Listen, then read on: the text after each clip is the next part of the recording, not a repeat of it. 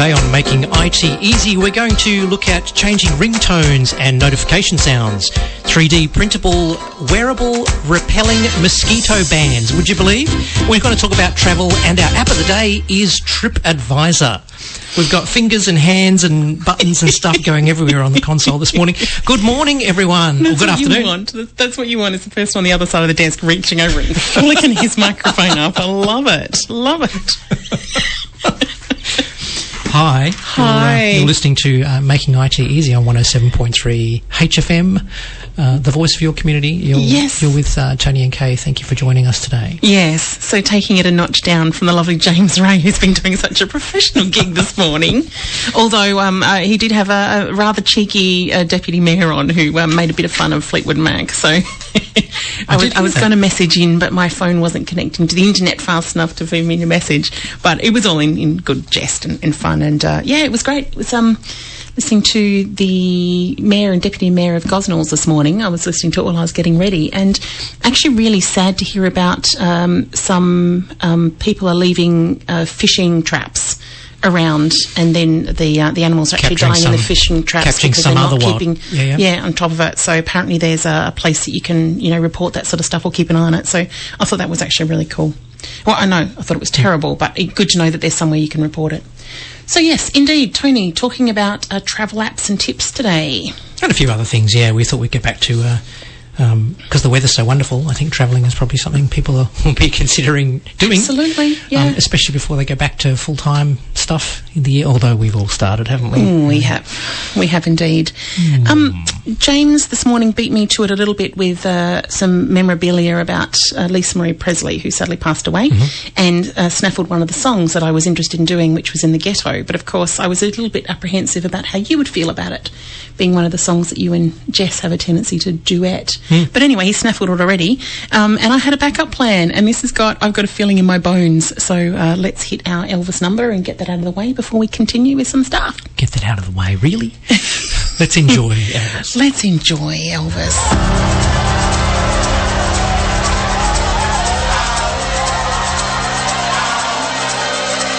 When Moses walked the children out of Egypt land, he said, now don't you worry, we're in the Lord's hand. He's gonna walk beside us, the time is coming near. He's gonna wash away all our misery and our fear. I got a feeling in my body, this will be our lucky day.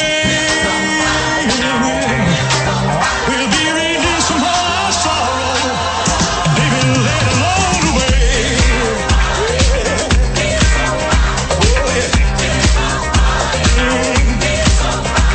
When Daniel faced the lion, there wasn't any doubt. We've got to be like Daniel, and the Lord will help us out. I got a feeling in my body, this will be our lucky day. Oh, yeah. We'll be released from all our sorrow, leave them let alone away. Don't you lift your eyes up, children, looking to the sky. Ever stand before you, gates are open wide. Shelter for the weary, comfort for the weak. We'll leave the devil's evil sweating on the street. I got a feeling in my body, this will be our lucky day. Oh, yeah. We'll be released from all our sorrow, leave them let alone away.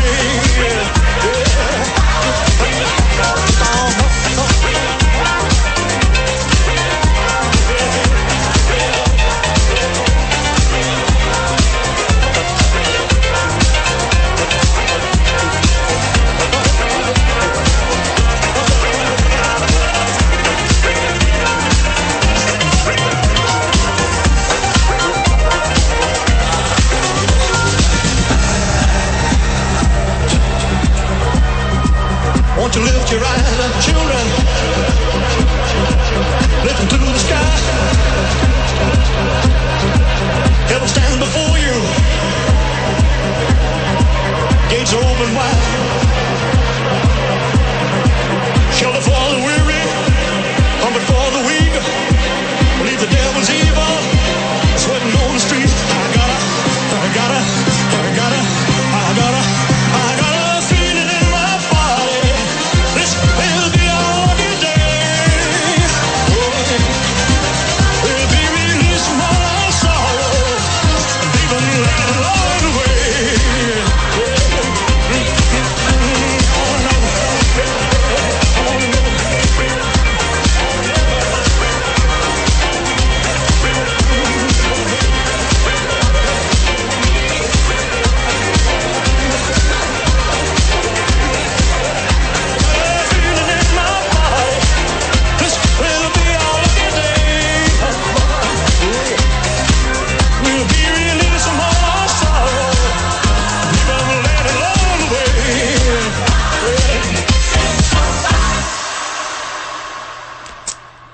107.3 HFM, the voice of your community. You're with Tony and Kay. Thank you for joining us. We're going to try and make IT easy today. Now, ladies and gentlemen, if you would like to call in with any listener questions related to IT, the phone number, look, I'll say the phone number, and now you can all scramble and go get your pens and paper handy. For those of you that have clever enough to have had your pen and paper handy already, the number is 9398 3100. 9398 3100. It's a pretty easy number to remember. You know what? You could actually write it on the calendar like next Saturday at 12 o'clock. You could write 9398 3100 and then have no idea next week what it was you wrote the number down for. You can write MIGHT next to it. That's the acronym we use, Making IT Easy. MIGHT. And then you'll be able to look at that and go, what is MIGHT and what is the number? Anyway. And then I'll have people just ringing the number randomly going, why are you in my diary? Tips and tricks and something new. So last week we talked about adjusting your screen brightness. And I made a big hoo-ha about it. You did, yeah. The notes will be available on our website, and also you can listen to the recording on YouTube, I believe, if you want to catch all the details. But I'm just going to briefly surmise what I said. Please do. When you are working on a computer, one of the most important things you need to do is adjust your screen brightness. It can seem like a minor adjustment, but it can make a huge difference to how comfortable you are while you work and how well you feel. It's amazing how tiring it can be when your eyes are bleary looking at a too brightly lit screen or a not brightly enough lit screen. So maximise and minimise those things to try and get yourself in the right zone. So you want to minimise your eye strain, improving your focus, because, you know, concentration waivers with that kind of stuff. Things like optimising your battery life on portable devices. Yeah, it wasn't just about comfort. There was actually practical reasons as well. Yep. So, you know, on any devices that run off batteries, obviously the brighter the screen, the less on-screen time you're going to have between recharges. Okay, and of course enhancing your viewing experience. So if you're using your television in the lounge room and watching a movie, you want to kind of close the curtains to try and stop glare and things like that. That's exactly the same when you're with your PC or your device screen, right? You need to make sure you haven't got glare coming in from the window, and there are settings that you can adjust on these devices to kind of make the best use of the ambient light in the room and to make it a comfortable experience. Really, really quickly, with the iPhones and the iPads, you go into settings. Yeah, funny enough, you go into settings. Yeah, for most things you go into settings. But with the iPhone and the iPad, they've got this thing called the Control Center, which is on the top right-hand side, swiping down, and that brings up a whole bunch of sliders that you can play with, and one of those is brightness, and you can also long press that, and that will go into the settings and allow you to tweak extra settings with the iPhone and the iPad range. With the Androids, swipe down from the top, from the middle of the screen. I make a big hoo-ha about putting your finger at the top, resting it on the edge and swiping down. Then you'll get your brightness slider. If you swipe down a second time, you'll get a settings cog, or you can find the settings app cog from your system, your app tray, and go into various settings that you can play with. So you can adjust brightness, and you can set things like nighttime, night mode, or dark mode. So play around with those to see what best suits your eyes and in the room and the time of the day and all those kinds of things.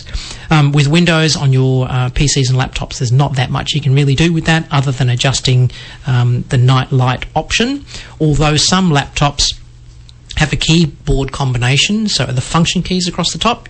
Might be F3, F4, F5, whatever, and then there's a function key. Look for some coloured matching lettering on your keyboard, so hold down the function key and then you'll have a brightness that you tap, tap, tap, tap, tap to turn it up, and down, down, down, down to turn it down. And similarly, you'll have volume as an option on most laptopy kind of things. If you have a Windows computer, like sitting on your desk with an independent monitor, the monitor is what you need to target to adjust your brightness and contrast. And that can be a bit confusing because there's a menu button, and then they've got up and down buttons, and there might be input select, but don't stress, press the menu button, have a breath, maybe make a cup of tea, and have a look at what the options are there. And you should be able to tweak brightness and contrast, and to set things like your user mode, so that if it's a game mode, if you're reading text, if you're watching a movie, it automatically adjusts the best brightness for those kinds of experiences. So that was last week's. That was the recap. So we're going to go to a song while you While I take a breath. That's right. Before we go into what's happening this time, which I believe is ringtones, isn't it? That's right. So if you don't have your smart device, go and grab it during Ain't No Mountain High Enough Marvin Gaye, Tammy Terrell.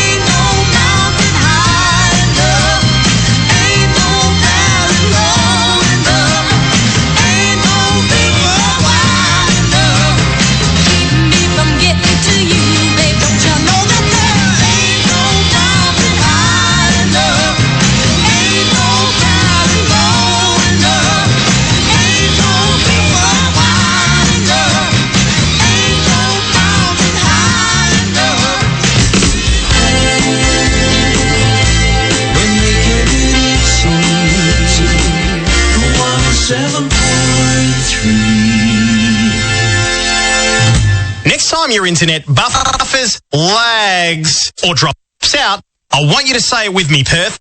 We deserve better internet. Get your internet flying through the air quick as a flash. Pentanet is Perth's own private internet network, delivering super fast fixed wireless internet in selected coverage areas. With $0 standard install for a 12-month home or business fixed wireless plan, join Pentanet and make the switch to fast, reliable, local internet. Search Pentanet now. Station sponsor. 107.3 HFM, the voice of your community, is proudly supported by Rockin' Burgers, Christine Chapman Massage Therapy, WA Exclusive Meats. Become a corporate member and support the voice of your community. Go to the webpage heritagefm.org for email details or to find out more.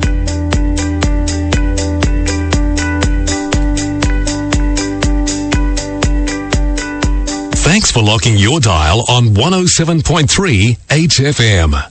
Thanks, guys. The voice of your community with Kay and Tony on Making IT Easy. Are you locking dials these days, or are we using digital streaming stuff? It'd be interesting to find out. Look, if you want to give us a call, remember I mentioned the number 9398 3100. I was actually at a lifestyle village last night. I was with my dad, and you know how at last Christmas we pulled out that game that you meant to be able to use your brain to make the ball move and compete with each other, which seems to be entirely rubbish, but this game we couldn't exactly disprove. And they're selling them on Amazon for like $787 or something for this particular kit. So anyway, I donated it to my dad's neighbour. So we went over there to go and drop it off, and they're going to, have their grandkids over and everything. And they said, we'd love to listen to you, but it's, it's kind of hard to, and it's like, oh, look. And I pulled out my phone. It's like, all you have to do is go into Google, type in hfm.radio, click enter, wait till it loads, click listen live. It's like, that's it. So it's a simple process. If you can't lock your dial and you actually want to listen from a smartphone, or a PC. Yeah. I mean, anything that connects to the internet. you can go on further and you can add it to like Bluetooth speakers and that sort of thing, so you can wander off and go to the bathroom while we're still talking. But, you know, the actual basic premise is just hfm.radio on any internet connection and listen live. Yep. Okay, that's my rant. Now you go. There's Ringtones. lots of stuff to listen to, isn't there? Ringtones. So, if you get a new phone, or if you've had your phone forever and you're getting sick of ringtones, what happens with me after a little while, when the phone rings, it ups my blood pressure. Because often you get calls that, you know, phones are like that. You can get spam calls, you get all sorts of calls. You can get calls from the mother-in-law, that sort whatever. of stuff. Yep. And then you kind of associate that ringtone to that feeling. So changing your ringtone is almost like getting a new phone, changing your outlook on life. So, you know, considering how easy it is, please consider changing your ringtone from time to time, because you might find a nice experience results from that. And having different ringtones for different people or different things that come in is really cool. You know, there's nothing like having one of those, you know, massive alert sounds when your mother-in-law's calling, because you start picking up the phone laughing already. It's great. Aruka. Yeah, look, there are various different sounds that you can have on your devices. Obviously, we talked about ringtone. There's also notification tones as well. And there's system tones, so default tones and beeps for various things that happen, right? So having different tones for those specific things can help you spend less time on your phone. Because every time it goes blip, you go, oh, what is it? And so you'll pick up your phone, you have a look at it. But if it's a blip that you recognise, it's like, oh, that's an email. That's not important. Remember we talked about a phone call is call to action, immediate response. Text messages are kind of when you get around to it. Emails are like for information at your leisure. Yes. So if you have three distinct kind of tones for that, you can kind of ignore the email ones, unless you're kind of one of those people that likes to be on top of everything all the time. But at least you recognise what it is. Yeah, there's nothing worse than having a quick look and it was some Instagram notification. It's like, that's completely irrelevant, and I just stopped the car on the side of the road for that. That's really annoying when that sort of thing happens. So just really quickly, because I spent too much time recapping last week, we're going to talk about Android and iPhone, and I will talk a little bit about Windows, because there are some things you can play around with that, although most people don't generally do it. With your Androids, guess where you go? Settings. Swipe down from the top and go into settings, and it will be called something like sound and vibration, depending again on which version of Android you have on your device. It might call it something different, right? So the older versions of Android, but it'll have the word sound in it. So if you swipe down to the first level and look for something with sound or sound and vibration, great. If you don't find it, there's a search option where you can type the word sound, and it will bring up all of the possibilities of the settings that have sound in there. Right. So once you go into the top level sound, and I will do it on mine so that I'm not telling you any porkies, I'm swiping down, going into settings and finding, so mine is called sound and vibration, and when I tap on that I get another level of options, and I've got things like media volume, call volume, ring and notification volume, and alarm volume. So there's 4 different volumes that I can set for different notifications my phone does. Okay, I didn't know that. So media volume, that's playing videos or sound of any kind coming through, music, that kind of stuff. That adjusts that media volume. Call volume, obviously, what you're listening to when somebody's actually speaking to you. And then there's the ring and notification volume, which are joined together. Right, so the loudness of that. And then there's the alarm volume. Right, so to wake you up in the morning or whenever you set an alarm. So note that when you adjust the volume buttons on the side of your device, it defaults to whatever the last one of those things you changed is. So then you've usually got 3 buttons or 3 dots to play with, and then it opens up all of the options and allows you to specify those 4. So you might not hear your new ringtone for whatever reason. It's because that specific ring and notification volume might be too low or muted. So know where the volumes are, and the long way and the short way to get to them. Okay, so scrolling down also on that sound and vibration thing past the volumes, I've got one called phone ringtone. Right? It's deliberately called phone ringtone. Very straightforward and obvious. When I click on that or tap on that, I get 2 options. So I can complete using system sounds, or I can open File Manager. So there's 2 different avenues to change your ringtone. If I click on complete using system sounds, and I'll just say just once, because it often comes up with just once or always. Yeah. And that's a useful thing to do just once, because you're not sure whether you want to be doing that again next time or not. So when I bring up system sounds, I've got a Google Pixel 7. It brings up all of the ringtones that Google Pixel have set up, all right, have available. There are 29 Pixel sounds, and if I go into Pixel sounds, mine is selected Your New Adventure. So this is what my ringtone that's is. quite nice. Isn't that pleasant? It is. And it gets a little bit more aggressive the longer you take to answer the phone. There we go. It starts to get a bit more. Oh, yeah. And then it goes a little bit crazy. Okay, come on. You got to answer this phone or not?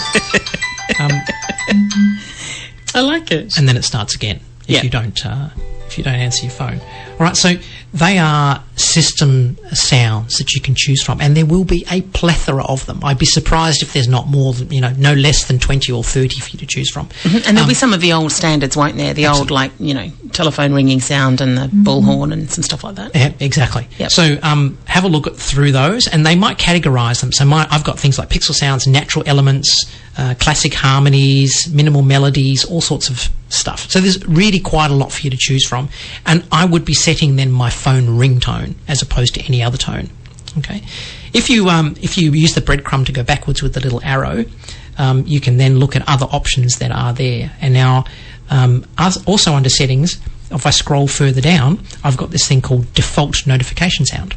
All right, and mine is set to Eureka. So when I tap on default notification sound, again, it's going to ask me whether I want to use system sounds or file manager. So I'm going to use system sounds just once, and I have Eureka, which is not playing, but anyway, as my default ringtone, or my default notification sound. So any system sounds or anything that happens by default is going to pop up and play that particular sound. Okay. Right? And then if I use that breadcrumb to go back again, I've got a default alarm sound. All right, so I can go into my alarm sounds, etc., and that's my default alarm sound. Okay, so you can set defaults, right? So if you're not specifying what kind of notification it is, that's what'll happen. So if you hear that sound, it's like, oh, I don't know what that is. Okay. You can then go one step further into your settings under apps. So I'm going to use the breadcrumb, that's the little arrow in the top corner, to go backwards. So I'm back in my sound and vibration settings list. I go back one more level. So now I'm in my main settings list. I've got one called apps, right? Now there's a couple of different places to go, but apps is the best place to start. If you go into apps, it will list all of the apps that you have installed on your device. So you're actually going to each individual app setting. Exactly. So for example, we talked about WhatsApp last week, I think. So you'd now be going into WhatsApp and then changing that notification sound from that point. Exactly. And each app will give you different levels of what it can let you change. Right? Depends on how they've developed it, right? Okay. If I use Outlook as my email package, so when I go into Outlook, tapping on the app for Outlook from the app's settings page, there's a notifications thing, and when I tap on notifications, it gives me all of the events that come through on Outlook. Gosh. Right? So I can then change the specific sounds it makes depending on what it's sending. So I've got multiple mail accounts, so I can have a different sound for each mail account that I have coming through my Outlook. I can have a different sound for a calendar reminder. I can have a different sound if the mail comes from a specific person. Things like that you can really... That's my afternoon gone. It's going to be changing all my settings. You can really play with these kinds of things. And you just keep drilling down. So I've got my Gmail, click on mail, and then it comes up with the default tone that you can play with, or you can scroll down and find sound, and I've got this little gentle gong. Right, which sounds maybe it's going to play. No, it's not.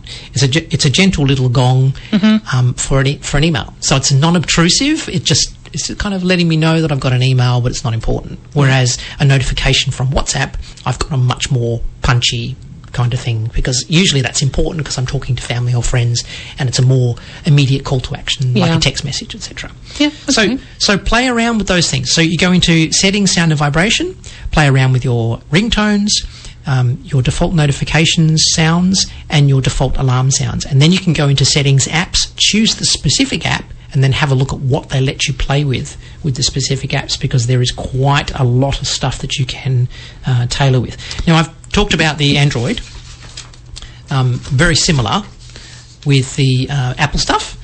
So just really, really quickly, I'll cover this and then we'll go to a song. So you go into settings on your Apple, and then you go into sounds. All right, so instead of sounds and vibration, whatever it's called, sounds, and then you choose your ringtone and other notification sound options. They're the two things. So settings, scroll down to your apps, and then allow notifications, and then you can play with those kinds of settings as well. It's pretty much the same kind of thing, just a slightly different way that Apple lay it out. But go into settings and sounds and follow your nose, and you should be no problems at all playing around with those things. With a PC? With the PC, it's a little bit more involved because you don't have kind of notifications popping up and those kinds of things. But if you go in your search bar, you know how Windows has a search bar down the bottom?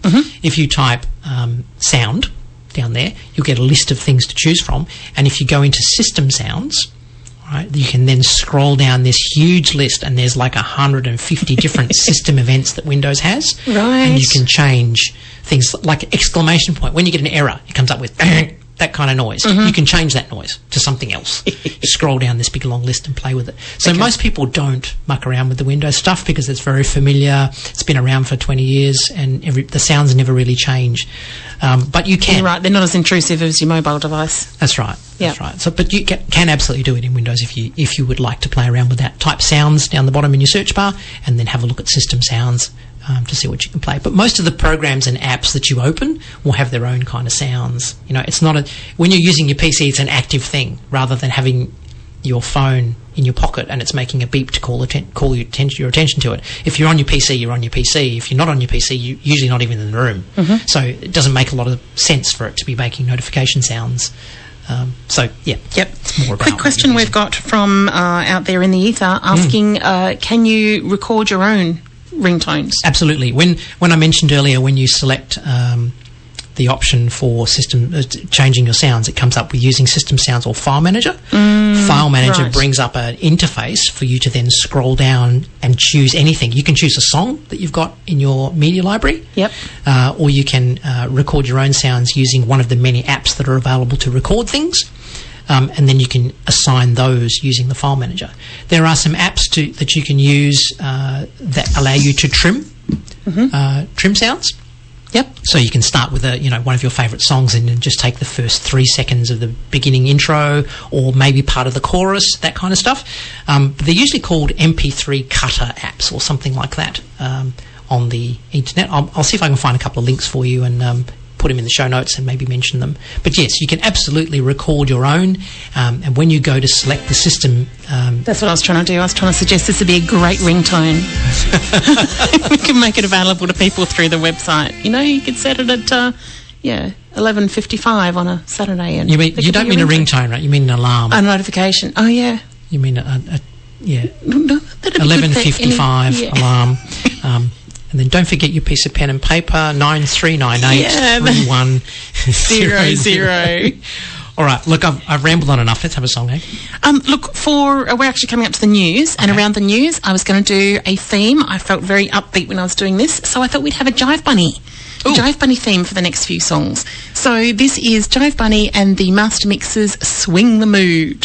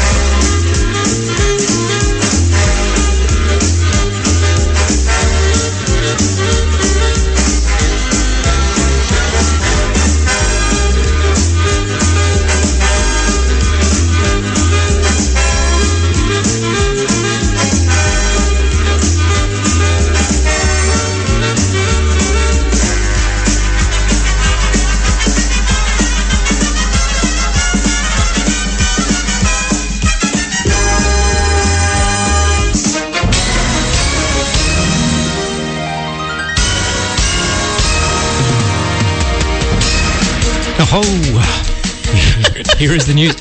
You're playing with a few little different knobs there. It's very loud, like turning things down and it's just not going down. Okay, I've got a few things to talk about in the news today. Samsung phones crash. Are you one of those people that have had your Samsung phone crash? Look, Samsung have been in the news lately after a software update caused some of its smartphones to become locked, displaying only the company logo on the screen. And Sorry, run that by me again. Did you say that the updates caused the phones to lock? Yes. Well, Whoops. Crash and become locked, displaying the company logo on the screen, which is great for advertising, but leaving owners fearing that their data has been wiped. Oh, no. It was a concerning issue for many who rely on their phones for everyday tasks, but the tech giant has now revealed what caused the problem. The issue was caused by a bug in the update, fancy that caused the phone to become stuck in a loop. So what they call a boot loop. So it tries to start up, tries to load the bootstrap and all that kind of stuff to get things going, and then it goes, oh, I don't know what's going on, tries to run an update, and then starts the cycle again and again and again. So it seems like it's all locked up. Anyway, causing the device to eventually become unresponsive. While the bug was specific to certain models of Samsung phones, it caused a great deal of confusion and panic amongst users. Fortunately, Samsung was able to quickly identify the cause of the issue and have since released a new software update that resolves the problem. Question is, how are you going to get this update? In the meantime. How are you going to get the update installed if your phone is stuck in an unresponsive boot loop? But anyway, the update is available for all affected models and should be downloaded as soon as possible. Again, how do you do that if your phone... For those of you who have experienced the issue, Samsung have provided a step-by-step guide for you to restore your phone data. Presumably you would need another device in order to read that information. And the company also provided additional resources on how to back up your data to the cloud or to an external drive to prevent any possible loss of data. The issue is a reminder that software updates are essentially for keeping our devices secure and up to date, and it's always a good idea to back up your data before performing any updates, not that anybody ever does that. Samsung has provided an important lesson for all of us, and we should all take it to heart. Always be prepared for the unexpected and take the necessary precautions to protect your data and device. Look, from an IT professional, use a cloud backup of some kind if you can. They're usually free. It'll usually do your data backup of your phone automatically. You probably don't even need to turn it on. It's probably already working in the background. Yeah. Just make sure that it is, because then if anything goes wrong, you just get a new phone, you put in your user ID and password for your account, and everything just comes back to it. And, you carry on as if there's no issue. I've got a grumpy face on because I'm, picturing Samsung users like in a business environment like us. Like, what if I was out without my phone for a week waiting for them to sort out what was going on? But the reality is most of us these days have got an old phone kicking around that we've upgraded from. That's right. So you're right. It would just be like a roll back into the old phone, put everything back on again. The worst thing is you won't have access to the most recently called numbers or something like that, which are stored in the cloud anyway. So even if you don't have a cloud backup, you can get back online fairly quickly and easily with any other device. Yeah, fair enough. It's when you start to lose all of your photos, but your photos shouldn't only be on your device, right? Because the device can get smashed, lost, damaged, stolen, in some way or another. The biggest loser of 2022. Okay. It seems like just yesterday that Elon Musk was being hailed as one of the greatest innovators of our time. Look, he still is, yes. Yeah. Yes. He has revolutionised the way we think about electric cars, space, exploration, artificial intelligence, and he's become a modern-day tech icon, right? Nobody can really dispute that. But recently, he has become known as the biggest loser ever, at least when it comes to losing personal fortune. Forbes recently released its list of the world's richest people, and Elon Musk has dropped from the second position to the 34th position. Ooh, and according to the Guinness Book of World Records, Musk lost between 180 billion and 200 billion in the last year alone. Wow. This is not only the biggest drop in wealth for any individual in any list that year, but also the biggest drop in wealth for any individual ever in any single year. Yeah, this is the lotto thing, isn't it, though? You win lotto in 5 years, or if they, spread out the income across the world within 5 years, it'll all be back in the right hands. I don't have much doubt that he's going to recoup that. And that's the whole thing. You bet big. Yeah. You win big, you bet big, you lose big. Yeah. But, he'll bounce back. What caused it, you might ask? The majority of the losses, Tesla. The Tesla stock price has gone down I thought you were going to say significantly. The Twitter debacle. No. And the company's share price dropped more than 40% last year. So that might be due pretty to Twitter. Significant. Yeah. So anyway, this is directly impacting his own personal fortune, but I imagine his business probably will continue to boom. The dramatic drop in the Tesla stock price has caused some investors to question Tesla's long-term prospects. And whether Elon Musk is going to be able to turn the company around. So anyway, we'll just see how that all pans out. But I think Elon is in a good spot. He is indeed. Let's have a little bit more Jive Bunny before, because I know you got some more news to get through, but Jive Bunny's good too. That's What I Like, really, name of the song, as well as Is Being What I Like. This is one of the big popular ones in the, I'm going to say 90s, but 80s. Okay, I didn't write that. I should have.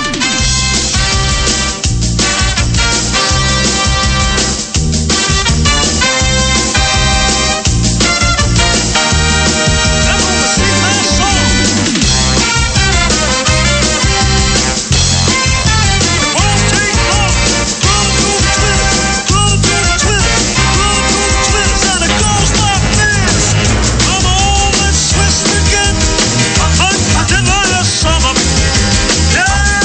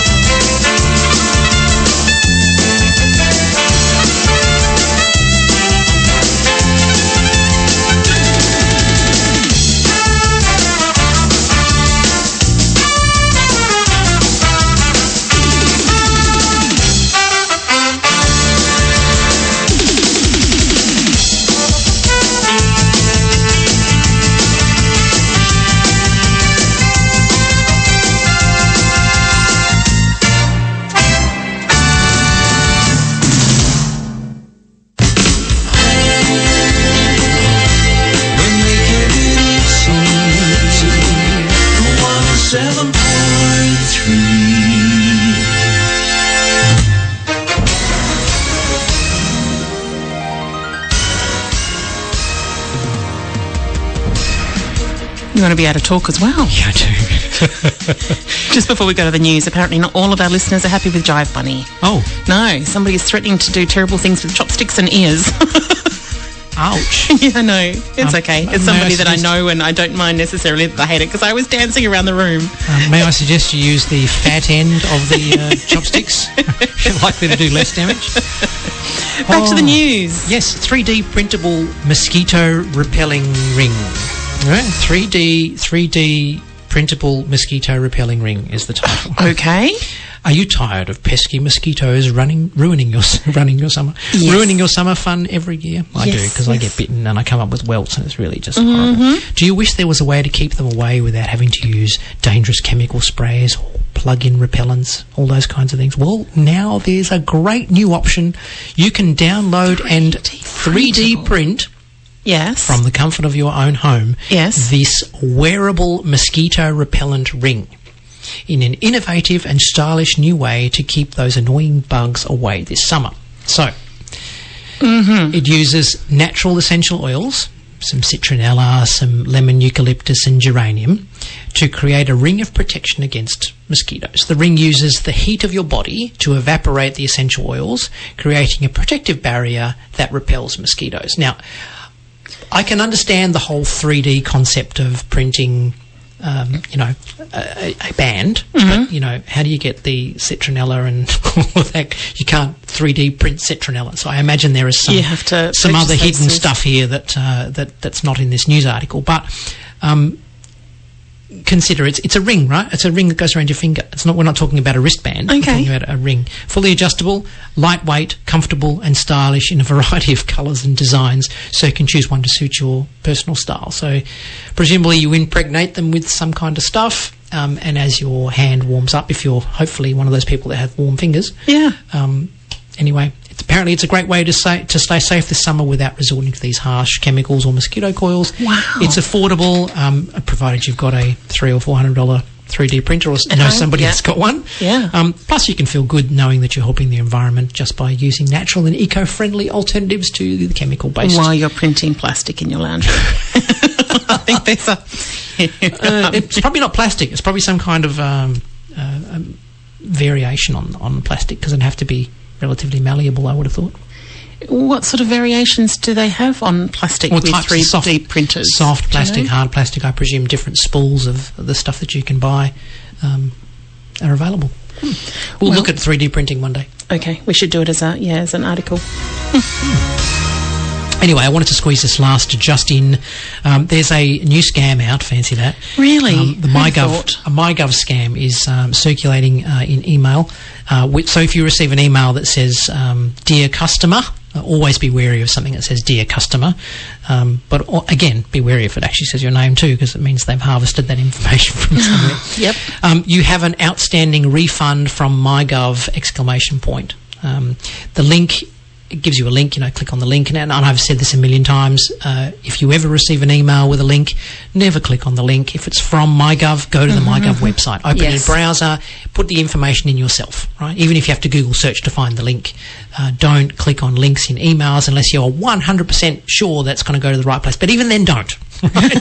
Because somebody might have had, if it came from me, for example, as a tech support person, somebody could have hijacked my email address or, be impersonating me to send stuff, right? So anyway, if you click on this link inadvertently, it will take you to a fake MyGov login website.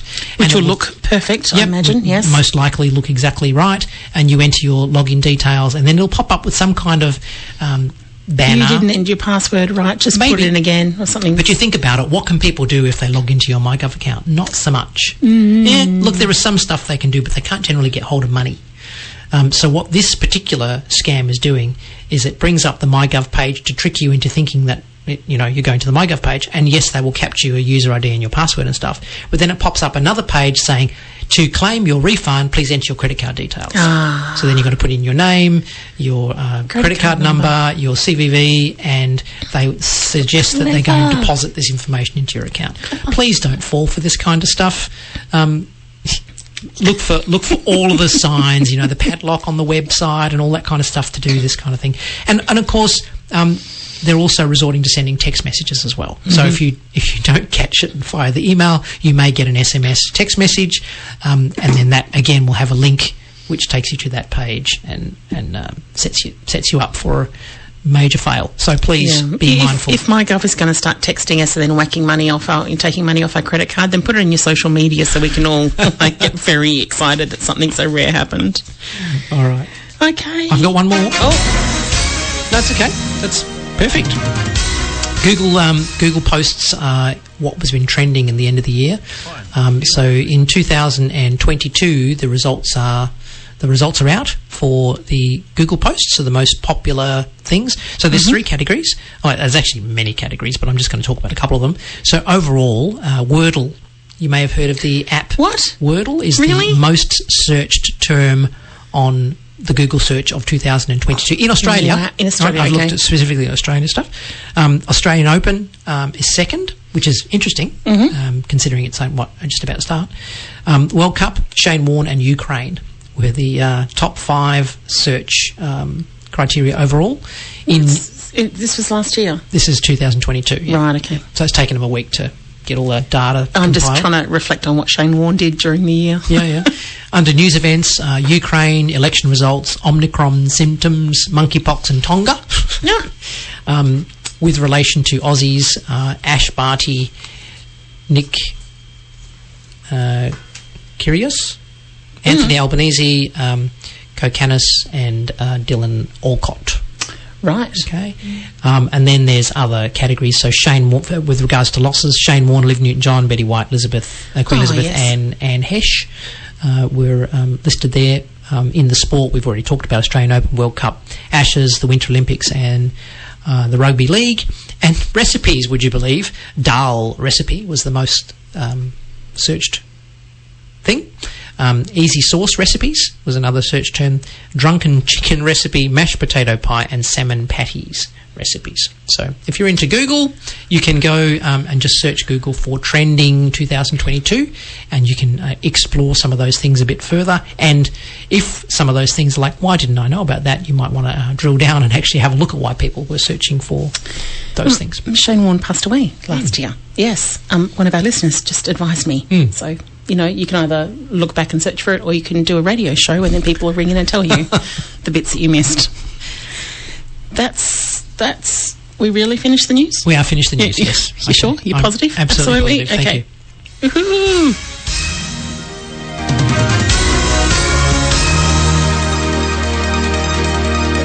Hi, Andrew Redmayne here from the Socceroos for RAD. In football, there's simply no room for excuses. If I mess up during a game, then I have to cop it. But off the field, some people think excuses are okay, especially when they get caught speeding. Excuses like, I'm running late for training, or I'm rushing home because the ice cream is melting. There's no room for excuses in football, and there's definitely no room for excuses on the road. Speeding, there's no future in it. RAD, radd.org.au.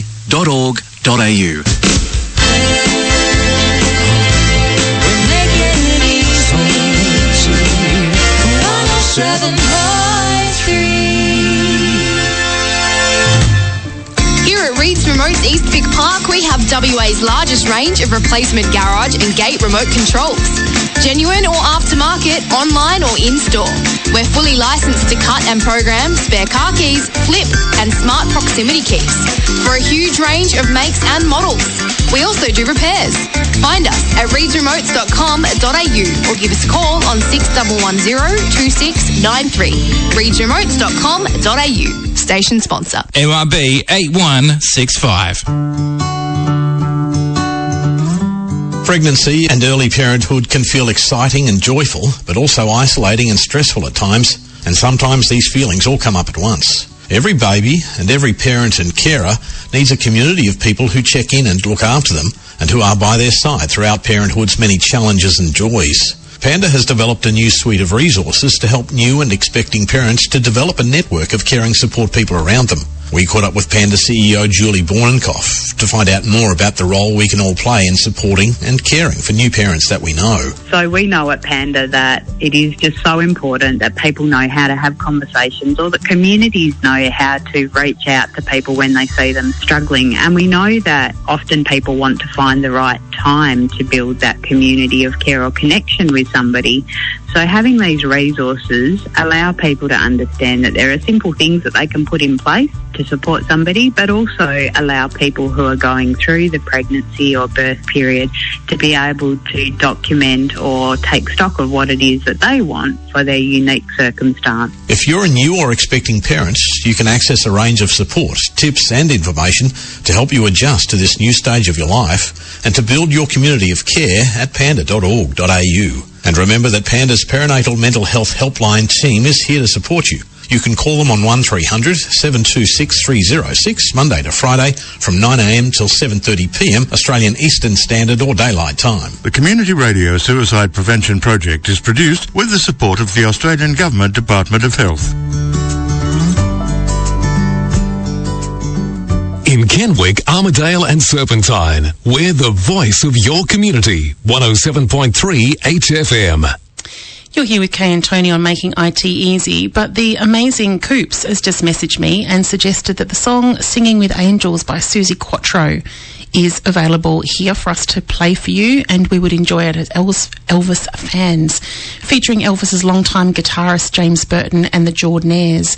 So thanks, Coops. I'm sure you know him from Fourth Dimension, and he's integral to the organisation here and listening to us and hopefully saying nice things. So Susie Quattro with Singing with Angels.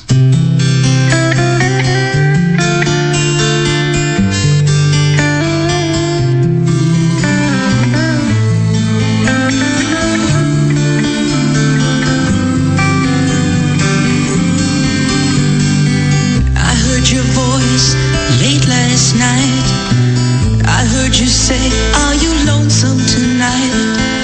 I saw you crying in the chapel light. Love me tender and treat me nice. Lonely boy got the GI blues. That's alright, mama's watching over you. Wise men say if you don't be cruel, you'll get to heaven wearing blue suede shoes. Singing with angels, singing with angels, safe in God's promised land. Singing with angels, walking hand in hand, hand in hand, walk.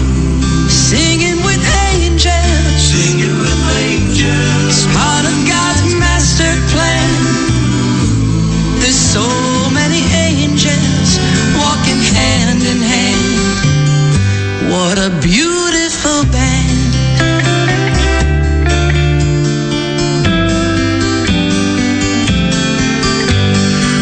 I got a woman, she's my happiness. Don't leave me now in my loneliness. Heartbreak Hotel, I was counting on you. Thought I had a lot of living to do. Blue moon of Kentucky shines. Burning love makes suspicious minds. Mystery train heading for the light. Graceland star burning bright. Singing with angels, singing with angels, safe in God's promised land. Singing with angels, walking hand in hand, hand in hand, walk.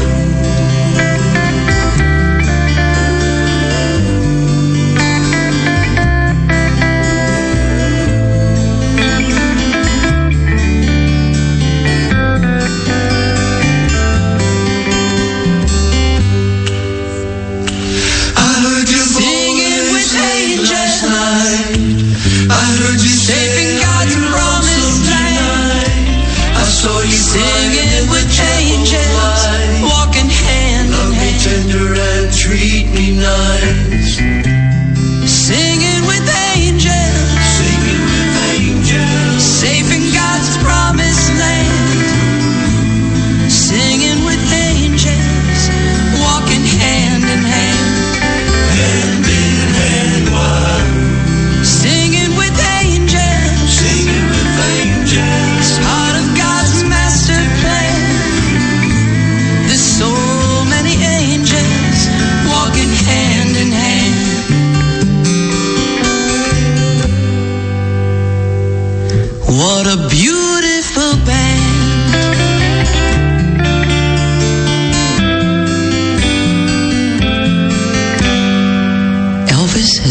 the building.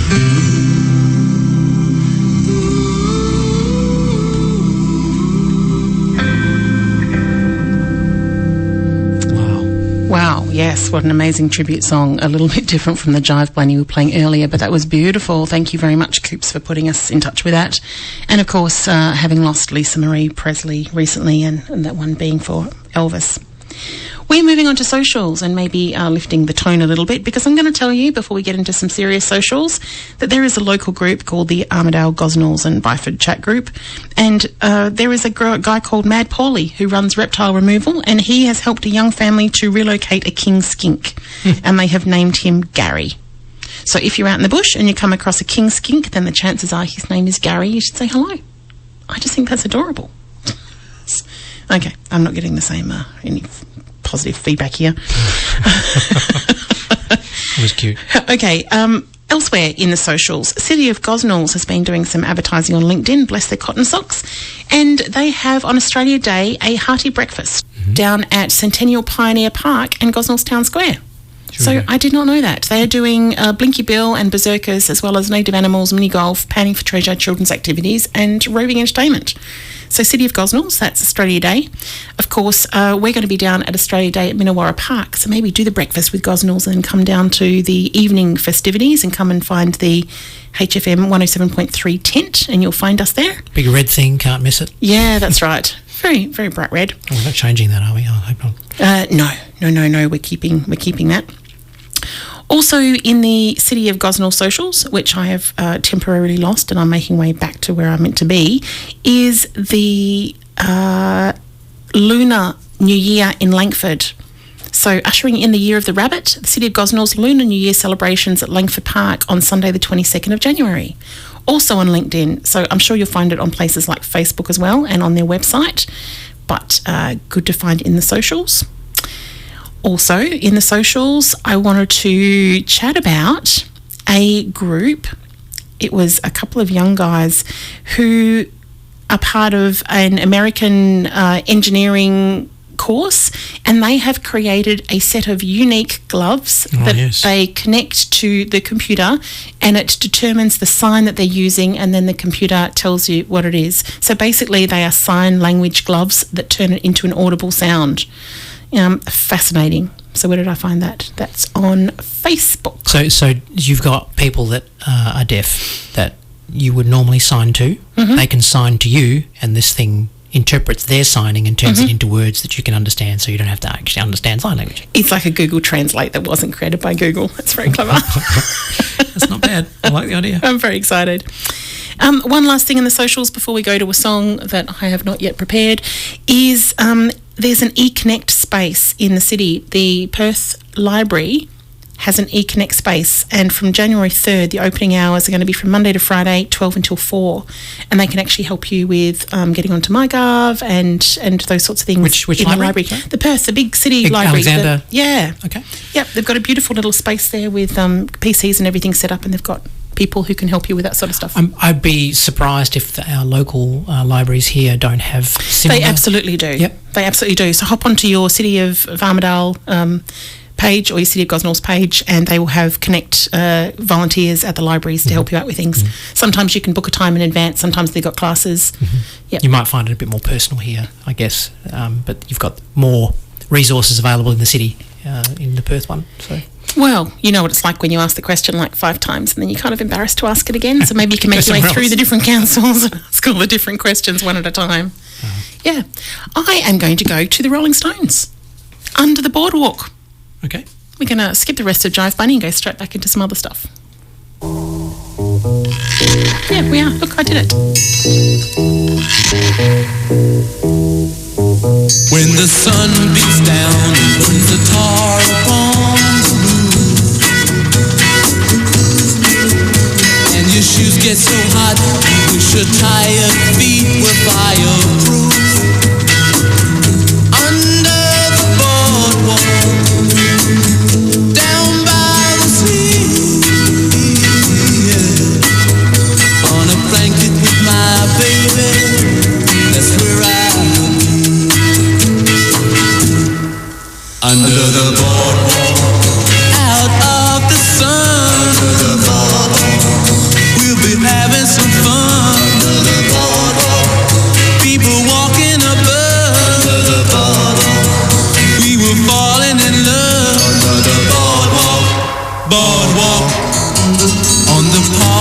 hear the happy sound of a carousel.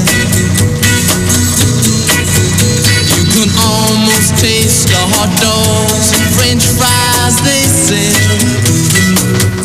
under the boardwalk, down by the sea, yeah. On a blanket with my baby, that's where I'll be. Under the boardwalk, out of the sun. Under the boardwalk, we'll be having some fun. Under the boardwalk, people walking above. Under the boardwalk, we were falling in love. Under the boardwalk, boardwalk.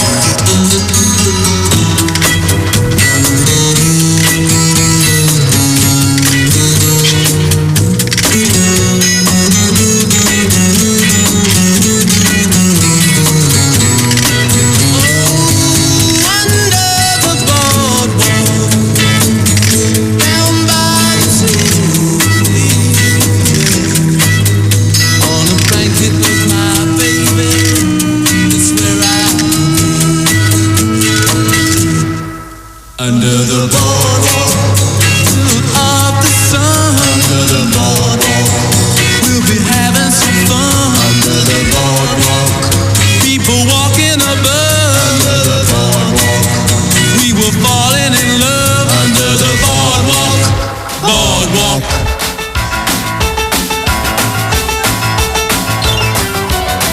Some girls will, some girls won't. Some girls need a lot of loving in her, some girls don't. Well, I know I've got the fever, but I don't know why. Some say they will and some girls lie. So here I am in front of you, not really knowing what to do.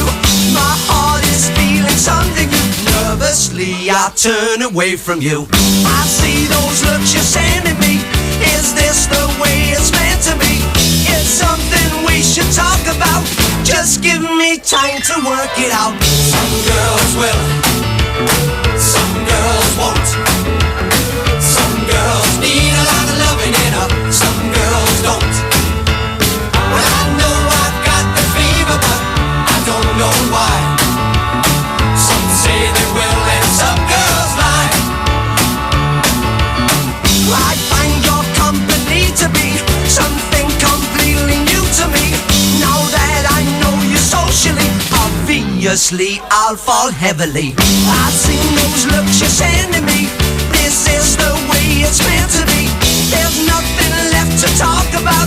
Oh, how I wish you'd work it out. Some girls will, some girls won't. Some girls need a lot of loving in her, some girls don't. Well, I know I've got the fever, but I don't know why. Some say they will and some girls lie.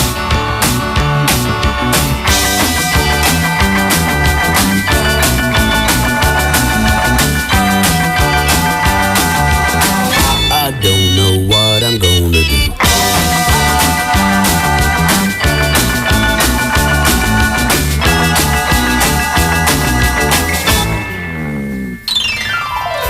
Some girls will, some girls won't. Some girls need a lot of loving in her, some girls don't. Well, I know I've got the fever, but I don't know why. Some say they will and some girls lie. So here I am in front of you, not really knowing what to do. My heart is feeling something new. Nervously I turn away from you. Some girls will, some girls won't. Some girls need a lot of loving in her, some girls don't. Well, I know I've got the fever, but I don't know why. Some say they will and some girls lie. Some girls will, some girls won't. Some girls need a lot of loving in her. Some Girls by Racy. Did you know, Tony, that the song was a big hit for Racy in Britain and Ireland, reaching number 2. In Australia, New Zealand and South Africa, it hit number 1, but it didn't actually break into the charts in the United States. So it was with some irony that it was used in season 11, episode 21 of Happy Days, where it was called Good News, Bad News, the episode where Chachi actually receives news that his song, this one, had actually made it into the charts, which it actually didn't in the beginning. Yeah. There you go. Isn't it funny how some things just don't make it across the trench, hey? And others do. Talking travel, Tony, we talked at the top of the show about people getting back into travel now, and of course we like to talk to people about how technology can make lives easier, in particular, I think, for us when travelling. So the deep dive today is about that. Yeah. We can talk about travel, and I do several courses on this kind of stuff through the libraries and things like that. So we've amassed quite a bit of information. So trying to condense it into something that's bite-sized for the radio. There's always something we can come back to. Absolutely. So let's start and see how we go. So I think first of all you have to kind of do a bit of research and figure out where you want to go. You could use technology to do such a thing. Do you want to just be spontaneous and drive down to Margs like everyone else does, or maybe north if it's a little bit cooler up there at that time of year or whatever, or do you want to do some overseas stuff? So Google is a great place for you to just start your searching stuff, and literally you can go into Google and type holidays or travel or where should I go, and it brings up all these little bubble icons that you can click on, including things like beach, family, luxury, romantic, summer, beautiful, keywords, the stuff that people have searched for with regards to holidays over the years. So you can just click on one of those little categories and it starts to give you all the stuff that Google thinks you might be interested in based on the profile that Google's already given you or created for you. So your location, if you've enabled location services on your device, Google kind of knows where you are. Google kind of knows the sorts of clothes that you like and the shoes that you wear. All the things and stuffs get wrapped together into these little searchable icons to try and get you to make a decision. So anyway, I spent quite a bit of time this morning looking at a Facebook video that somebody promoting Kununurra. It was just some yobbo who was talking about how it was the best place in the world to be. And it was great. It was just fantastic. It's like it's 500 kilometres to the next city that way town, and there's 1,000 kilometres to the next town this way. And yeah, he was wonderful. So I guess Google's going to conclude that I want to go to Kununurra, which isn't necessarily wrong. Yeah, okay. So first things first, make a plan. Figure out why you want to go on holiday, what's your motivation, where you want to go, be it local or international, or even just a local Airbnb. I just want to get away. There's some nice houses along the beach, for example, in Scarborough or places like that. You might just want to spend a weekend doing something there, or you might want to go a little bit further, like as I mentioned, to Margs or down to Albany, something along our coast. Or do you want to do international travel? It's you can talk to friends about it, but other than that, it's much more difficult to do that any other way than using technology these days. If you want to have a look at an Airbnb, obviously the app is technology anyway, but browsing through the kind of properties that you might want to have a look at and whether they're going to have a pool or not and have a look at the photos, it would be a bit of a loss without having that technology. Absolutely, and it's the same with a lot of things these days. Technology is almost the go-to place to do that kind of thing. Anyway, also consider things like weather. Obviously now it's warm here, but it's not going to be so warm in Europe. Yeah, and you can Google that, what will the weather be in Paris in February, and it will give you a graph. Or you can have a look at what it is now and decide whether you want to do something spontaneous with the kind of last minute kind of bookings, things like that too. Also consider busy times. So school holidays over here are different to school holidays over there. Yeah, absolutely. I've done that too. I've Googled any festivals that might be on because I might want to go to them or I might want to avoid them. You can Google when school holidays are on because they'll be different in different parts of the country or different parts of the world. And special events, as you mentioned. Any of those kinds of things, you might want to target those or you might want to avoid those. It all depends on the kind of person you are and what you're looking for in your holiday. My dad and I had to be driven across part of India at a very uncomfortable taxi ride because we hadn't realised Diwali was on at that particular weekend coming up, and our train tickets over there, while we thought we had tickets, is kind of a flexible arrangement based on who gets there first, and we didn't get there first, so I should have checked the special events. Yeah, well, you live and learn. Whether you're going to go back to India or not's another story. Maybe. I can Google pictures. Yeah. So look at, then consider your method of transportation, or whether you decide you want to do something like a cruise, because that's everything, isn't it? It's like it takes you to places that you can stop off on the way, and you get to do a bit of a travel. Usually you have to fly there to get to the boats, because not many boats leave from Perth. There's an app called Rome to Rio, isn't there? Rome number 2 and then Rio, and that will give you ways that you can get from one place to another, and I'm pretty sure it includes cruises on there as well. So if you went, I want to go to Jamaica, it might go, one option that you might want to consider is you could fly from here to Sydney, and then you could hop on a cruise and that could take you to Singapore, and then you could, that's the benefit get a share ride from... Sure. Yeah. The benefit of those apps is it looks at all of the options. Like you go into Google Maps now and you can say, I want to get from here to there. It'll give you 4 different options, whether you want to walk or drive or Uber or a cycle. Those kinds of things, whereas Rome to Rio looks at all of the international methods, including local bus transits and things like that you wouldn't normally consider. So it's useful. So, consider whether you want to fly, boat, train, car, bus. On the idea of the car travel, another way I like technology is and I can't remember what it's called at the moment, but there are apps you can get where somebody is driving from one city to the other and you can catch a lift with them. Or they Yaya or blah blah or whatever they're called. They're blah blah cars because you're talking on the way, that's right. And the technology now gives you the opportunity to figure out whether they're English speaking, to find where the ride is, and most importantly to have reviews of other people that can say, I've done this and it's been a safe experience. And it's not the sort of thing you could do without having that technology behind you. Yeah. And I guess that's the benefit of a lot of these sites that put that information in, like Uber. It's got the reviews. Kind of yeah, review. That's right. The same with Airbnb. It goes through a central governing kind of organisation. So rather than just looking off somebody quickly on Gumtree, you have no idea what's going on. That's right. Couchsurfing is another website where you can go and literally stay on somebody's spare bed or couch. There's no cost, and they get out of it the opportunity to talk to people who are travelling. But you want to watch those reviews and make sure that.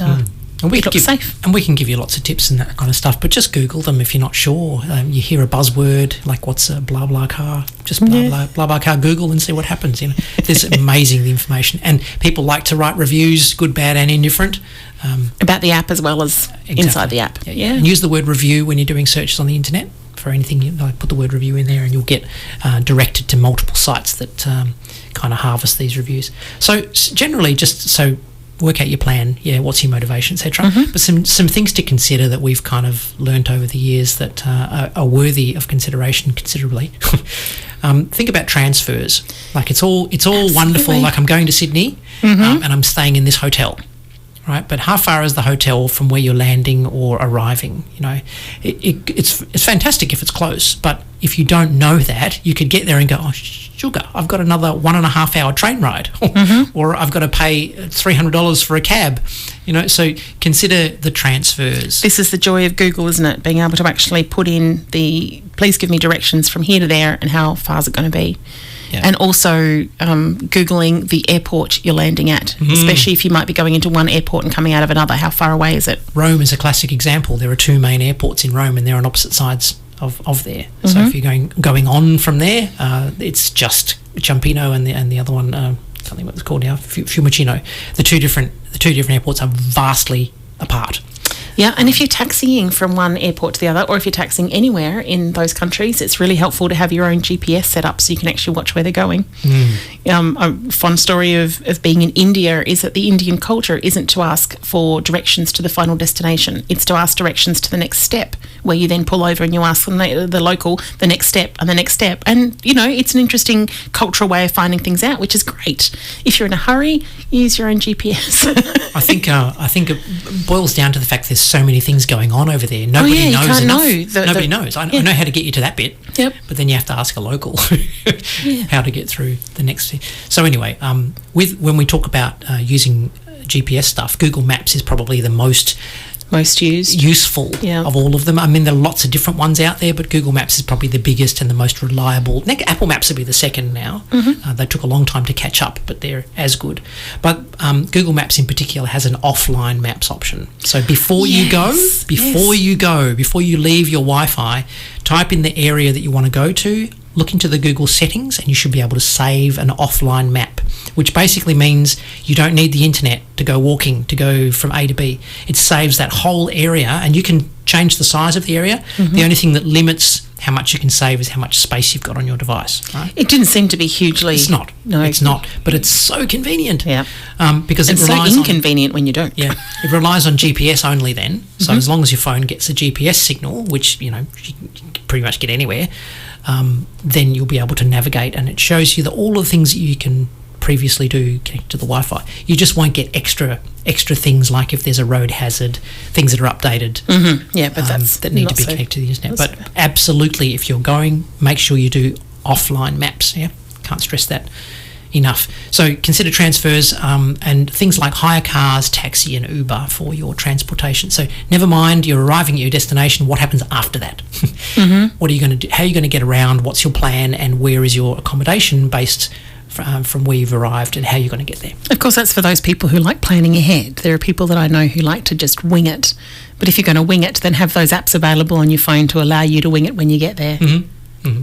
Shake a Tail Feather, Ray Charles and the Blues Brothers. We're going to go to that. Okay. Enjoy. Well, I heard about the fella you've been dancing with all over the neighborhood. So why didn't you ask me, baby? Or didn't you think I could? Well, I know that the Boogaloo is out of sight, but the shing-a-ling's a thing tonight. But if that was you and me, baby, I would have shown you how to do it right. Do it right.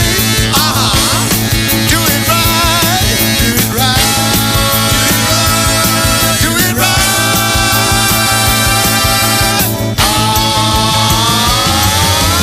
Twist it. Shake it, shake it, shake it, shake it, baby. Have it go loop-de-loop. Shake it out, baby. Have it go loop-de-loop.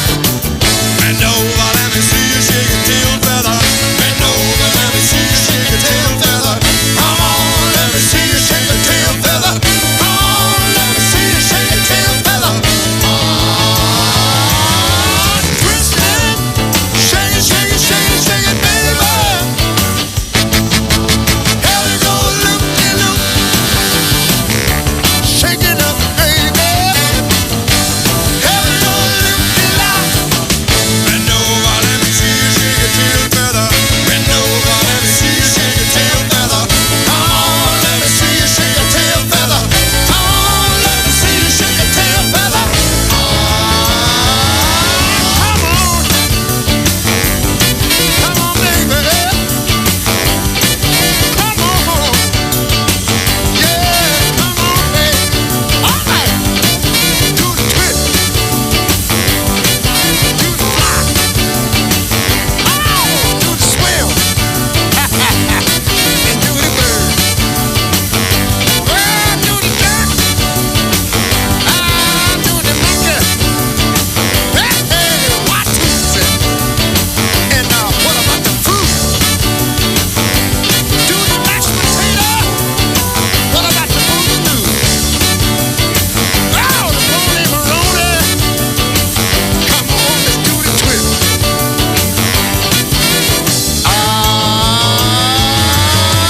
Twist it. Shake it, shake it, shake it, shake it, baby. We're making it easy. 107.3. Second Chance Community Hub at Unit 1, 227 Railway Ave, Kelmscott is all about connecting the community. We specialise in costumes and retro goods and run various classes and workshops. So if you would like to share your skills and run a class or learn new skills, give Second Chance Community Hub a call on 6290 7068 or find Second Chance Community Hub on Facebook. Station sponsor. 107.3 HFM, the voice of your community, is proudly supported by Reed's Remotes, Rockingham Beach Fish and Chips, Perth Mobile Nursery. Become a corporate member and support the voice of your community. Go to the webpage heritagefm.org for email details or to find out more. In Southern River, Brookdale and Cardup, we're the voice of your community. 107.3 HFM. I should have mentioned, Tony, in our socials that Reed's Remotes apparently are taking a bit of a step back because they've got so much business. Obviously, it's because they're advertising with us. So if you're out there and you're looking at some advertising opportunities, our rates card and everything is just changing, and give me a call. The number is 9398 3100. And talk about how we can play your ad instead of some of the ones that we have here, or as well as some of the ones here that we hear so often. And that lovely phone number is also to contact us if you want to talk about anything techie. Oh, yes. Have any questions? Yeah, unless there's somebody else on the radio. If you're on Simon's on Drive, you'll actually get him. But any other time when there isn't one of those people taking calls, you'll come through to my delightful tones. Things to consider. When you're using tech. Please. Yes, when we're using tech. All right, accommodation. You want to figure out where you're going to go? I mean, that's probably the biggest thing that you would use your tech for. And there are lots of different apps to do that. And your favourite is, Kay? TripAdvisor? Oh, well, I don't stick with just one. I have spent some amazing time Googling. I'm a family in-house travel agent. Sorry to any travel agents out there, but I enjoy doing it. And the last trip we went to, I found a mini home, like a sea container, that had been turned into an invisible space from the outside in Singapore. So you walked past it and it looked mirrored all the way around the outside, and then you kind of sneak in and it was a little home that they'd made on the inside, and it was just amazing. It was so fantastic. Pretty sure that was an Airbnb, but I didn't go to it from Airbnb. I think I Googled for something like unusual accommodation in Singapore. Of course you did. Yeah. So these are available on the internet through Google searching, or you most likely have an app available for it. So on your devices you can install various apps for things including travel, the actual flights and things like that. Some of those we talked about in past things, like Skyscanner is a really good app for looking at flights and things like that. And what was the story with that one? That one gives you a range or a... Skyscanner, if you actually just hop on straight away, you can just put in where you want to go to from and to. But if you actually drill down a little bit into the options, it'll give you a graph for the prices for the month. And then you can actually see which days are going to be lower in price. And if you click on one, it will actually change to show you when the cheapest return flights are. It's absolutely brilliant. The other sneaky trick that I have with Skyscanner is you can sort according to the shortest trip time. So if I'm going to travel from here to the UK, I might want to do 2 stopovers on the way, so I can select that as an option. I want to do 2 stopovers because I want to break that up. And usually you would then search on the shortest time. I then go to the very, very end of the list and have a look at what options there are for the longest time. Because if I was going to go from here to the UK, I might find for the same price, I can actually have a 18-hour stopover in Singapore and a 26 or 32-hour stopover in Brussels. And I'm like, this is for free, basically, to do these stopovers on the way. Right, so then you've just got to work out what you're going to do for that and for that how time. long you're going to stay there, or what hotel you're going to be at. Do a couple of side trips or some accommodation. Yes. Right. Well, that's an interesting way to look at it, isn't it? Yeah. Instead of taking it as like I need to get there as quickly as possible, plan that as part of your holiday. Yes, that's right. It's about the journey, not just the destination. So a lot of these apps will give you that. A lot of these apps will give that, and Skyscanner is one of those in particular that you kind of like. Jet Abroad was another one, I think. There's Jet Abroad is good. Webjet? Webjet is local to Australia. Okay. It is good. I think Jet Abroad, one of the advantages was you could put in multiple cities. Sometimes it's useful to be able to put in multiple destinations, and not all of them let you do that easily. Like Rome to Rio does that as well, doesn't it? Because you can, Yep. you might want to do 3 or 4, like plan that 3 or 4 stops along the way, round the world tickets and all those kinds of things. Yeah. some great options there, and the tech will get you there. That's right. Install the apps and have a look at the different options.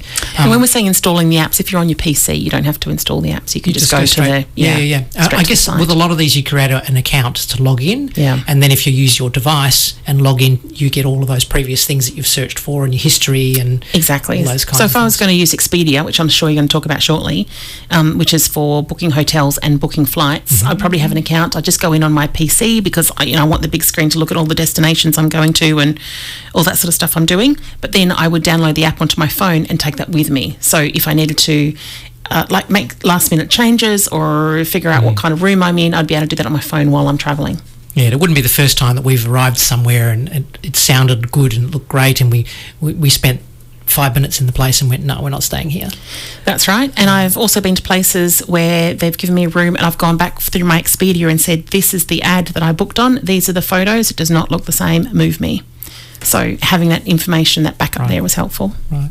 Okay. So the technology is there to utilise these kinds of things, and I guess a travel agent would help in some regards. Absolutely, yes. If you're the sort that wants to grab a travel agent, and then if you have some sort of problem, you can call them 24/7 and get the help. That absolutely works. I just control freak, like doing it myself. So we talked about Expedia, which looks at a whole bunch of things, including flights and accommodation and other things to do. Yeah. Also. Restaurants and things like that, does it have reviews, Expedia? Don't think so. And I would always use TripAdvisor for that anyway. That was the other one I was thinking of, TripAdvisor also includes accommodation and so TripAdvisor doesn't usually do accommodation themselves, but if you go in and look for something, they will tell you all the different places you can go and what the prices are for them.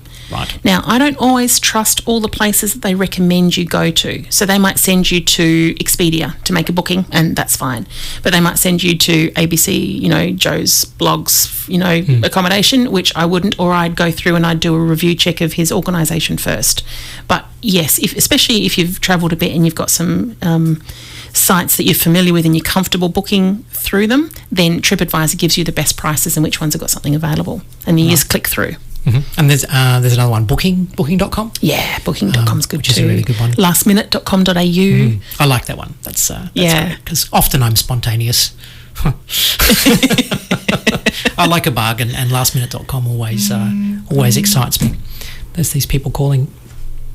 Indeed. Right, so accommodation. Kayak is a useful one, says one of our listeners. Kayak. Yes. Okay. Prices, specials, notifications, points, all of these kinds of things wrap up in the holiday plans as well. Obviously prices, you can get various specials.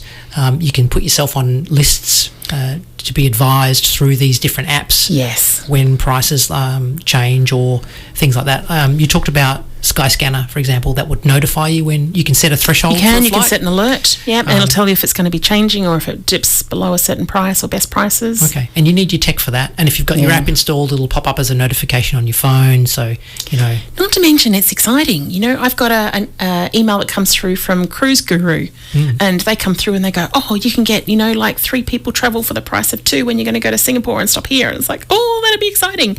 I might not book it, but I like the emails. Yeah. Okay. Points, travel points and things like that. There's a couple of search options that Google have where you can get Qantas points or things like that in your search bar. They're clever. Yes, as long as you're not fussed about Google knowing everything about you and where you click. You mean Google knowing any more than they already do? That's right, than they already do. Yeah. So there's some interesting things to look at that.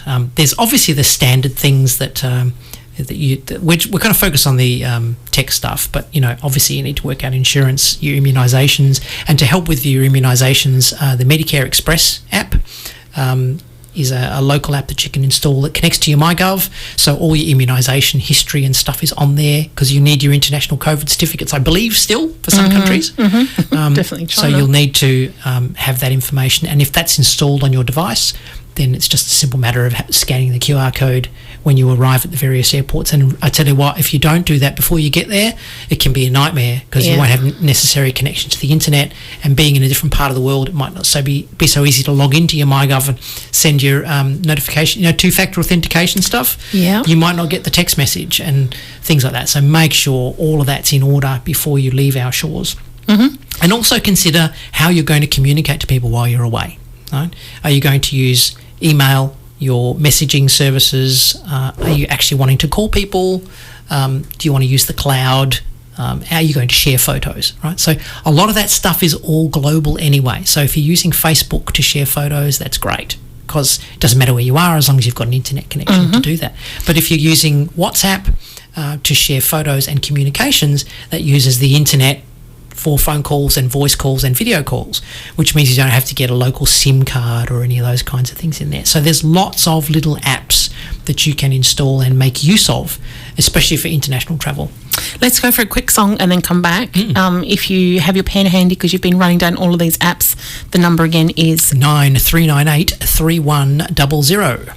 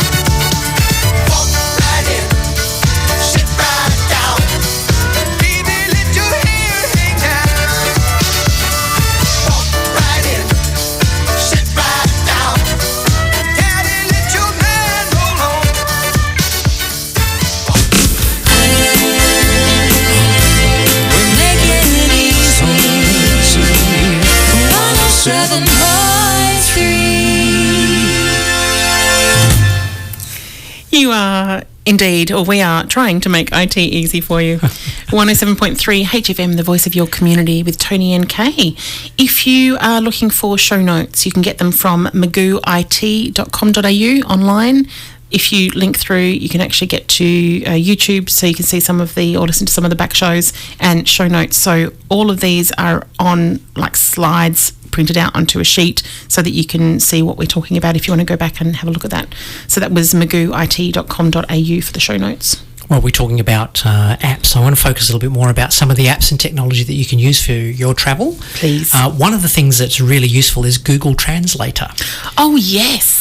Yes. It's built into your Google Assistant now. So you can just turn it on by saying, I want to speak French, and then it will listen to you in French. But there is an app you can install called Google Translate. And basically the idea behind this app is once you install it and turn it on, you need access to the internet mind you. Yes. Which is a limiting factor wherever you are. I have learned that the hard way. You just put it in front of you, literally, between you and the person that you want to converse, and you select the two different languages. There's even an auto option, so after you talk for a little while, it determines what language it is and switches automatically. But you can specify, I want to hear in English, and I want to speak to this person in German, or whatever, and it will just sit there and translate as you on the fly. So you'll say hello, and it will say the converted word in the other language for the person to hear, and they can respond, and it's just a fantastic way. It's basically just the Star Trek insignia on your chest that you press, which has got the universal translator in it. But yeah. You don't have to wear any special headphones or any voice changing Before devices. we go off that, of course, menus. Ah, yes, Google Translator also has a camera option. You might also find that in Google Lens. So Google Lens is an addition to a lot of cameras these days. So if you use the Translator app, you click on the little camera icon, and then you can hold your phone or device above a menu in whatever language it is, and it will online translate it through the viewfinder. So your screen will show you. Amazing to watch. This screen will show you. Yeah, it flickers a bit, but then it shows you what the English is. It depends on how much you wobble. if you can, hold your phone steady, it won't flicker so much. But it's good enough to be able to figure out what they're talking about. And don't underestimate the other value of that. Looking at signs that you're trying to read in a different country to figure out what danger is. And I'm a bit of a foodie, so I actually get a bit of a kick of going into grocery stores in different countries and having a look at the food aisles. And sometimes you really want to know what the ingredients are, so you can use your phone to actually see what the English version is. It's good fun. It's good fun. Look at the ingredients. I'm going to buy that. Is that going to be a prohibited substance to bring back in? I don't necessarily bring them back. I just like checking them out while I'm there. So talking about other apps and things like that, that's obviously the Google Translator is a must-have.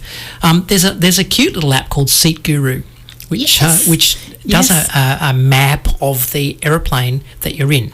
So if you've got a 727-800, whatever, and when you book your tickets or when you look at your tickets, it'll tell you the type of plane it is.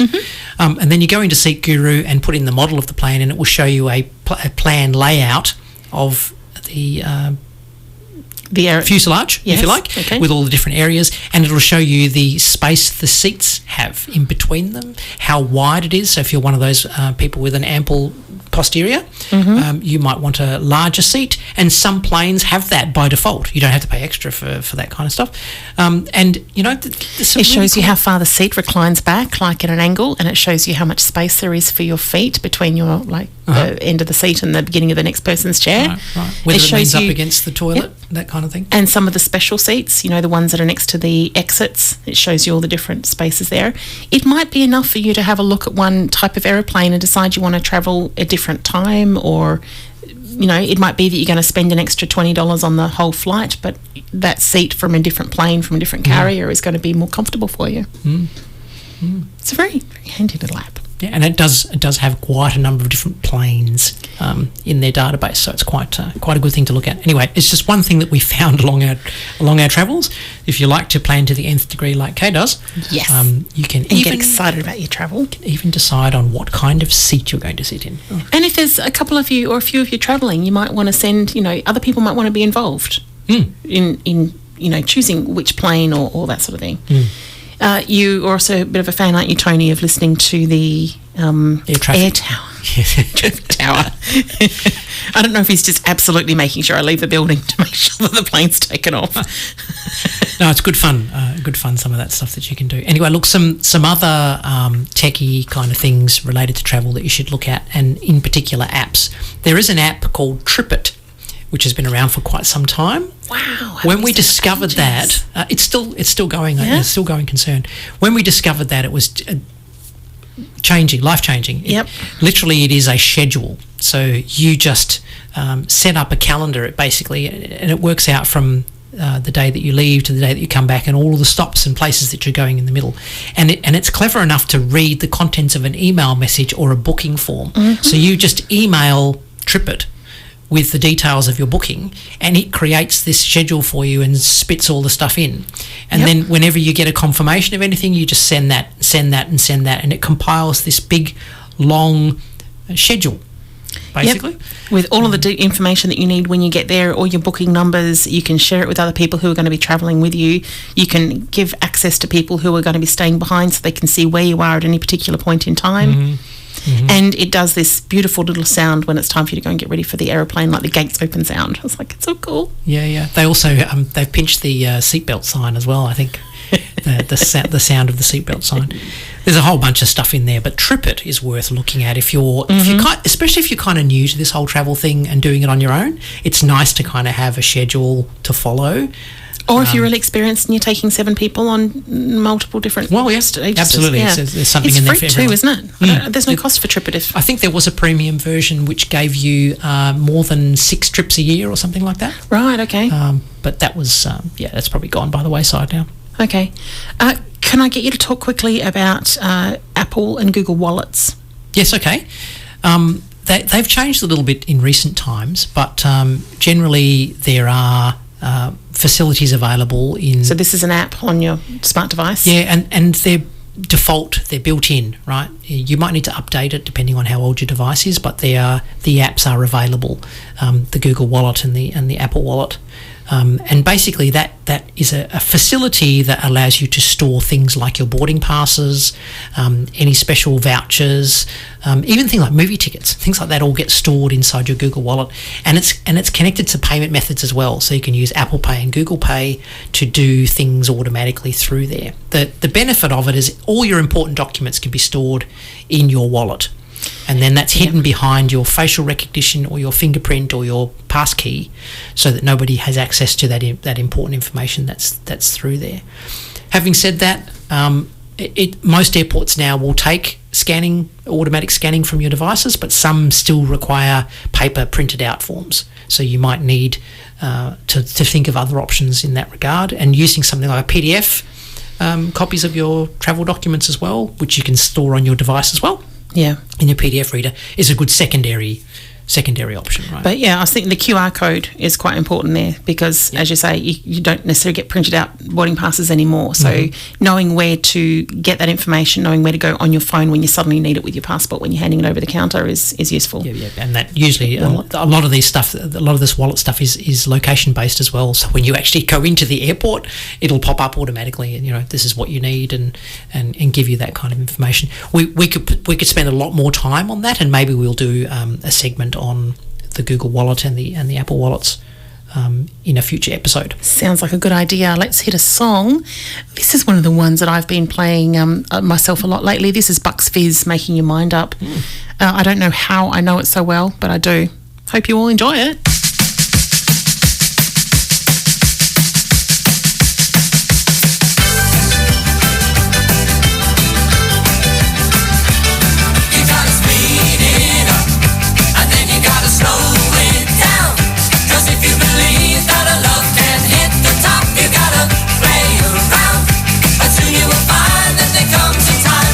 Making your mind up. You gotta turn it on, and then you gotta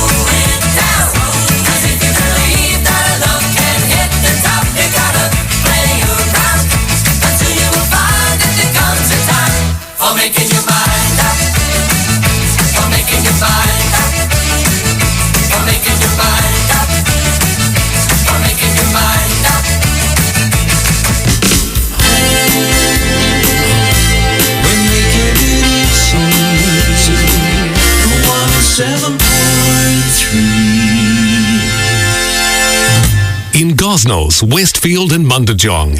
We're the voice of your community. 107.3 HFM. Thanks for tuning your radio to 107.3 HFM.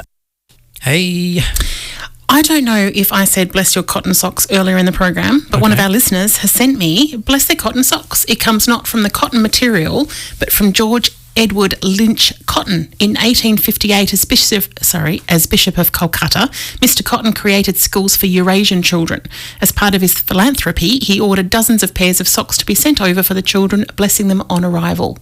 Hence, bless their cotton socks. Wow. Okay. It's a phrase that I can use and I won't get into trouble from my mother. Tony, might next week, I just want to quickly run through what's happening. We're talking about battery usage and optimization. If I get my tongue around the word optimization. What are we deep diving into next time? It's a good question. Is it written on our sheet there? Okay, so deep dive next time is going to be a surprise for all of us. Okay. Remember, of course, that show notes are available through MagooIT.com.au, and on that website, the phone number we've done to death today. Rock Aria is, I think, coming up today from 3 till 6, so check in, and definitely Fourth Dimension will be on from 6 afterwards. All right. I think that's all my notes. So just wrapping up the deep dive. Yes, please. Look, I want to just quickly talk about backup again, because I think backup is one of these things that we just don't spend enough time on. Just understand whether your device is being backed up, right? That's the first thing. Well, look, I like to think I'm pretty reasonable in the tech area, and I don't know for sure how much of my stuff on my phone is backing up properly. Go into your settings. I'll talk about Apple first. Go into your settings cog, okay? Click on your picture, your profile picture for your Apple ID. All right. Usually on settings, it's at the very, very top, or if you've got your device in landscape mode, it'll be on the left-hand side at the top. So click on the picture of your head, or it might actually not be a picture of your head. It might just be a blank profile picture. Scroll down until you find iCloud. Okay. Click on iCloud and make sure you've got it turned on. It'll show you a graph of how much data in your iCloud that you're using, and then you can turn individual components on or off. So photos you can turn on, iCloud backup you can turn on or off, things like your keychain, which is all your passwords and user IDs and things like that. And then if you scroll further down the list, you can back up things like your contacts, your notes, and things like that. They're probably the two most important things. Back up your notes and your contacts, especially if you use your Notes app. And then make sure that you've got your photos turned on for backup, right? Mm-hmm. That's probably 99% of what you need to make sure that your device is backed up. Now, iCloud will give you 5 gig of data for free. If you have more data than that, so if you have more than 5 gigs worth of photos, it won't back them up. So they're only sitting on your device.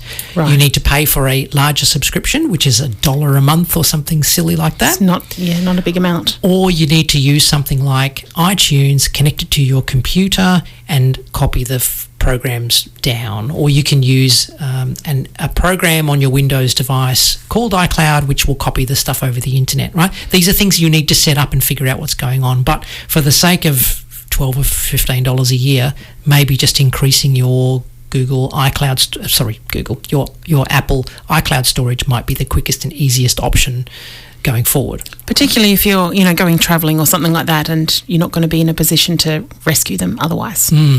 Yes, when it goes up to the cloud, it's backed up the moment it connects to Wi-Fi and does its thing. And then if you smash your phone or it gets stolen or you don't bring it back home again, it's not a big deal. You just buy another iPhone, connect in your username and password, and all of the stuff that's in the cloud comes magically back to it. Yeah, right? It's so easy as long as it's set up properly and working. All right, so consider that with your Apple devices. If you have an Android device, you need to go into settings, system settings, and backup. All right, so the slightly different way to get there, but again, search for backup in your settings, and then just make sure you've got backup by Google One turned on. Right, once that's turned on, that's it. There's one little switch, and it backs up everything that's to do with Google, including your photos, your videos. It backs up your call history, all of your SMS, MMSs, all of your apps, all of the data that's in your apps, basically everything. So that one thing. Yep, that makes it sound really easy. Apple, you've got to go in and say, I want to back up these particular items, whereas Google, you just turn it all on and it's done. Right? Okay. And Google give you 15 gig. But that includes all of your emails and stuff like that if you've got Gmail accounts, right? So even though it's 3 times as much, you might still have a space issue there. And again, it's not expensive to increase the storage capacity of your Google One account. So please, please, please make sure your devices are set to backup, because there's nothing more frustrating than I've lost my photos and they're gone. Yeah. Does that cover all the options? You've mentioned Google and Apple. They're the best cloud options, I think, moving forward. There are other things you can use, like OneDrive with Microsoft stuff and Dropbox, but ultimately it's your devices, and when you're going travelling, it's your portable devices that you need to be considering. But that is going to cover my Xiaomi phone, for example. Absolutely. I don't have a Google phone. It's Google, the operating system is Android, and Google is the operating system. So yes, Google covers all of the Android devices, and Apple covers the iPhones and iPads. Excellent.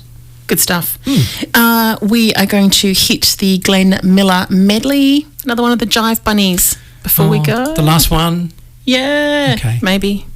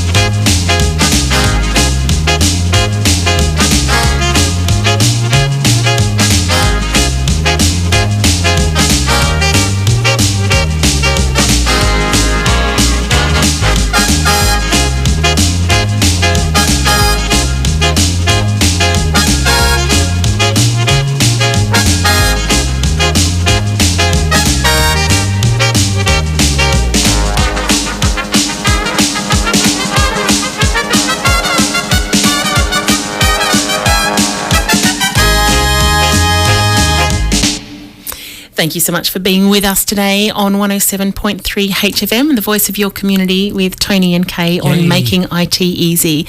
It's been a joy to be here. Pleasure to have you with us. Yes. Yes. Look forward to... Yeah. Next week. We'll see you next week. Absolutely. I'm going to go out with a song called What a Wonderful World, which is actually originally a Sam Cooke song in 1960. This particular cover is by a group called Kayak. I hope you enjoy it.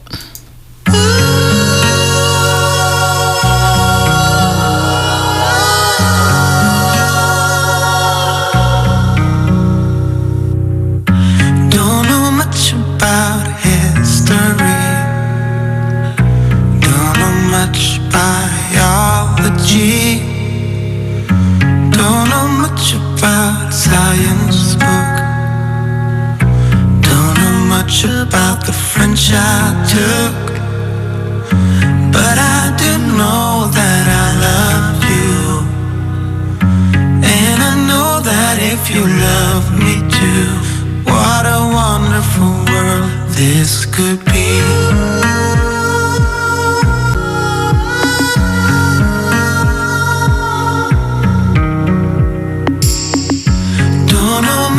About you